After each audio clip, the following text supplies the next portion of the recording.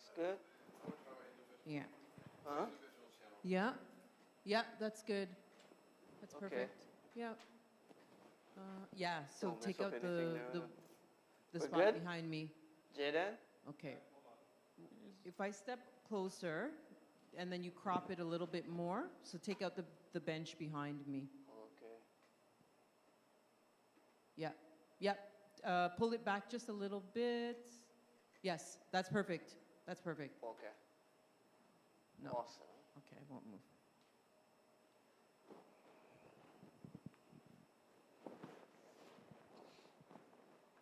So which one do you want to start with? The main or the left? Main. Main. Yeah. Okay. Oh, that's the main. Left. Okay. All right. Whenever you're ready, you can start. Yeah, hold on. 5 minutes or 2 minutes? Just a minute. This guy. And it's a conversation. All right, we're going to do a test. Happy Sabbath and welcome, everyone. It is my pleasure to welcome you to another edition of Hope for These Yeah, I know. Times. Okay, how's the sound on that up there? Okay, Sister Kathleen, it is my pleasure to introduce to you Sister Kathleen Johnson, who is our Community Services Ministry Leader. Sister Kathleen, welcome. Thank you. Wait, a chocolate? That's okay, man. That's the least. Okay, and then keep the mic up, so then, yeah. And as we're talking, just, how do I want to say it? Don't say, just No. say yes, Yes. right, okay, you know, just Right. to Okay. keep your prompts going. Okay. Okay, so Sister Kathleen, are you having a wonderful day? Yes, I always enjoy Community Service Day. Okay, perfect. All right, that looks good. That looks really good. And then the other shot? Okay. Yeah. Okay. And let me then see. at some points when Sister Kathleen is talking, you can totally zoom into her so you get more of her profile. I don't need to be in the shot. Okay. All right. So do you want to try it? And then that's when you're going to sort of look to me, but Okay. look out. Okay, keep going. No, the other shot that you had. The other shot. The other shot? Hold on. Okay. This is a lot of work. Something like this or closer? Yeah, this is a lot of work. Perfect. Like this? Yeah, Yeah. down just a touch. Okay, what I'm going to do is lower this a second.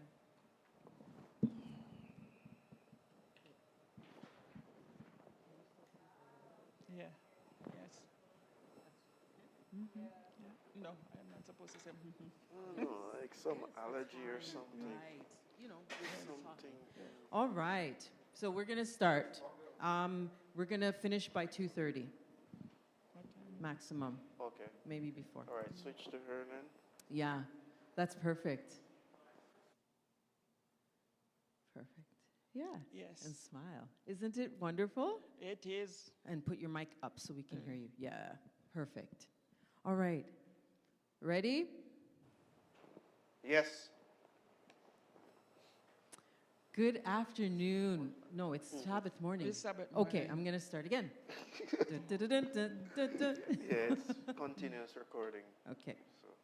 Happy Sabbath, everyone. Welcome to another installment of Hope for These Times. My guest today is very special, Sister Kathleen Johnson. Welcome. Thank you, and happy Sabbath to everyone. Wonderful. Sister Kathleen, why don't you tell us just a little bit about yourself? You've been doing community services ministries for some time. Yes, about 26 years now or more, which I enjoy because I grew up watching my grandmother helping other people. And it's my pleasure always to help people, if Amen. at all possible. Amen. Now, you are working specifically under the banner of Touch of Love. What is Touch of Love about? Touch of Love is about meeting people's needs. One of the need I found years ago, while I was working, I would always see these homeless people downtown, and I always wonder, how are they helped? And one day we had a visitor from the conference, and I went to him and asked him, how can we reach the homeless here in Ottawa? And he introduced me to this program called Touch of Love, where you make sack lunches for them and give them. We have been able to do it every other week for the last 24, 25 years or so. Right. That's a really powerful ministry to reach out to the community in that way, feeding a basic need.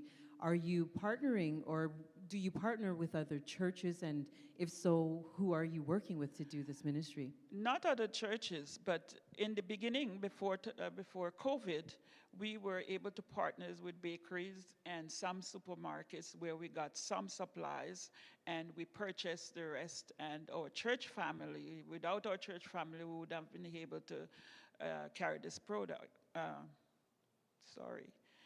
Carry this program. Okay, we'll start again. Yes. All right. Who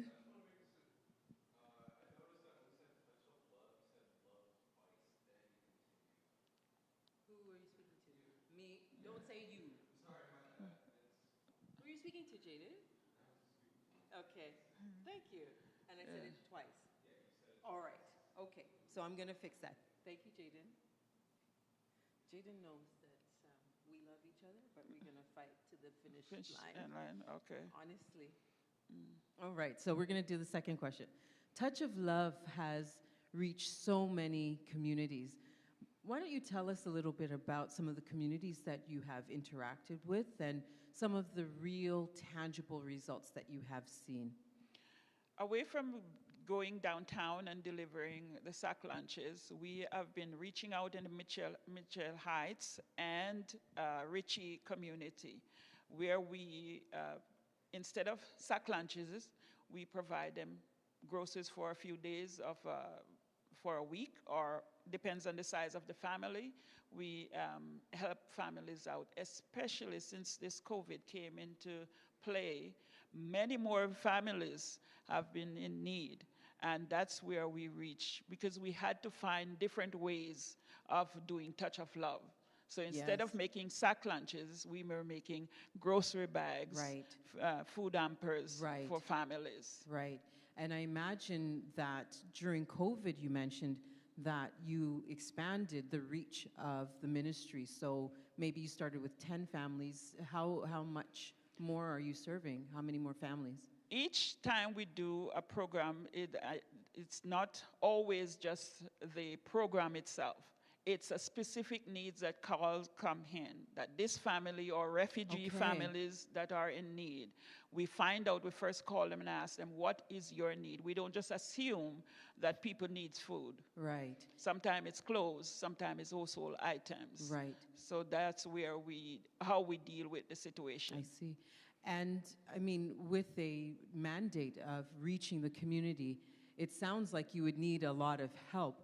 Are you partnering with other churches or other ministries in the city with a similar mandate to lead the Touch of Love ministry?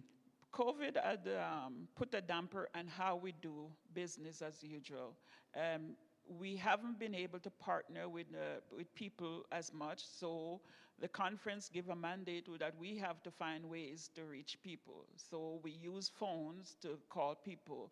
If we are able to help the need, to meet the need, what we do is we have drivers. Some fine young men in this church have been helping us with our delivery process. Like, maybe it's just one person to do the shopping, one person to do the packing, and this way we help people. If the family can meet us here, that's how we reach them. Right. So we find ways and means and how to do this ministry. Amen. That sounds good. Well, hopefully as we start to move out of the pandemic, you'll be able to partner more concretely with other churches or ministries in the city to facilitate that's my your dream. work.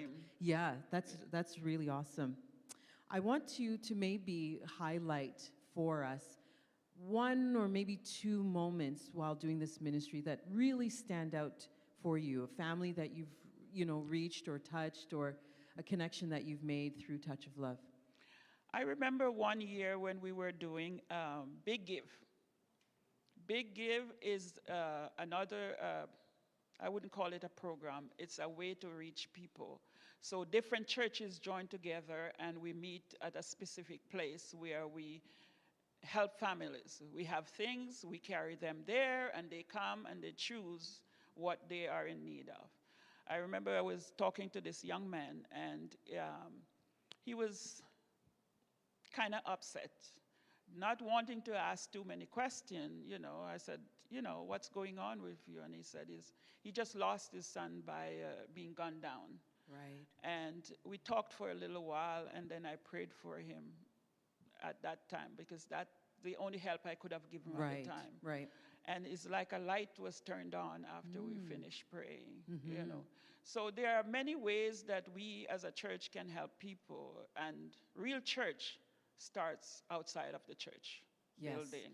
Yes, I've participated in the Big Give, and it has such an important impact in the community where, you know, people don't feel shy about coming with their needs and meeting the church community at that place where they can pick up good quality goods. That's really, I think, important to highlight, isn't it? And that's one of my concern. Some people seem to think that because I am in need, it means that you should give me your not so good product. But it's amazing to know that even though they're on the street, some people are on the street, they have a pride in themselves. That they don't just want any old thing. That's right. And God expects us to give of our best to people who are in need. Absolutely. And I think my motto is that if I cannot take something from what is being donated, it shouldn't be on the table at all, whether I need it or not, but just really considering the needs and the heart and the feelings of the other people that you're serving. Yes. That's right. And one of the things is that we have to remember people who are even going to the food bank, it's not that they don't have. It's just that they're the working poor. That's right. In times like these, we need a little extra help. That's right. And that's where the need comes in. Yes, I really like that. It's a lot of work to facilitate or manage Touch of Love. So I'm going to ask you a personal question. You're retired, and one would assume that you should, you know, be kicking back. I know you worked for the city, OC Transport, for many years. Maybe you should be on a beach somewhere. What is giving you the energy to still do this work? Well, I can only be beached for so long. Like I said before, I like to help people. And that is something that I think I get more joy out of, helping other people. So the fact that I do community service and do it so long is something I enjoy. It's, I was telling myself yesterday that I need to go back to work to get a vacation. No, but, not yet. But I do enjoy community service. And my wish right now is that we have a few more young men and young women who don't have the impression that community service is just about food and clothes. It's a lot more than that. Okay. And there is a lot of need for volunteering, because even going to the Shepherds of Good Hope, they've been begging us, you know, and they were so happy that we were able to go back last week. You know, they even called to have me come back tomorrow, and I had to decline because I didn't have the resource to help them. Right, and a lot of the community services, municipal community services, are struggling and looking for volunteers. Volunteers, yes. So, you know, through Touch of Love, you help to supplement some of what is needed through those services. Correct. All right. Yes. I was going to ask you about the size of your team. How many volunteers or members, I guess, do you have in the Touch of Love ministry? On paper, okay, we have a lot. Okay. But in real life, Yes. there's two of us that's basically doing the manual work. Okay. Sometime I get a few more Okay. that helps me, but we kind of manage the hours. And when Sure. I'm really in need, I call around to get extra help. Yes. But on a day-to-day basis, there is only two of us that really do the manual work. Yeah, yeah. And I think you're the best person as a retired person to do it because it requires a lot of personal time. This isn't something you, as we would say at work, do off of the corner of your desk. It takes your whole heart, doesn't it? It takes your whole and everything you have. Sometimes you don't feel like doing it, Yes. but because there is a need, you go ahead and do. Yes, I appreciate that. I want to ask you about the building that's just adjacent to the church. It is now a dedicated space for community services. Can you tell us a little bit more about what's going on in there and how it's being used? Right now, we have more space for clothes and food. Our dream is to have a few more freezers that we can Okay. buy stuff Okay. and keep in there. Because right now, we can only supply dry products and canned products. Those are basic needs of what we can produce. But since we don't have that, we are working with what we have. But I believe that God don't count his cows by the heads, he count them by mountains. And I'm sure he's going to find a way to put all of these things in place. I like that saying. I'm going to incorporate it in my own thinking. So thank you for sharing that. So the very last question that I have, as the music ministry lead, I really am curious to know, is there a song that inspires your heart for this ministry? And if so, what is it and why does it mean so much to you? One of the songs that I sing all the time is that if I could help somebody as I go along life's journey, then my living will not be in vain. Yes. And that's a song that I don't know it all. Yes. But that's a song that I repeat in my head and sometimes out loud. Yes. Amen. When I'm doing what I do. Yes, I know that song, and it's a powerful song. I think it was performed by T. Marshall Kelly. I think. Yes. If I could help somebody. Yes. Well, Sister Kathleen, we've come to the end of our time together. Is there one last piece of advice or call to action, if you will, that you would like to put out there before we close up? Like I said before, community services is needing of some good men, strong men, and women, because I know we seem to think it's older people who should do community service, but right now, if you look around the world, most of the service is being done by young people. And young people are ignited to go for God. Yes. So if we can, our theme for next week is United in Service, I Will Go. So pledge to join Jesus with his ministry. I know Jesus, when he was here on earth, before he had his 12 disciples, he was working on his own until he has those faithful 12, until he got more. So I pray that you will you don't have to come every day, but spend an hour a month. You'll be amazed at things you can do in an hour. Wonderful. Thank you. Thank you so much, Sister Kathleen, for being part of Hope for These Times. God bless you as you worship today and work under the banner United for Service. For service. I will go. I will go. God bless you. Thank you, Sister Janice. May God bless you also. Thank you.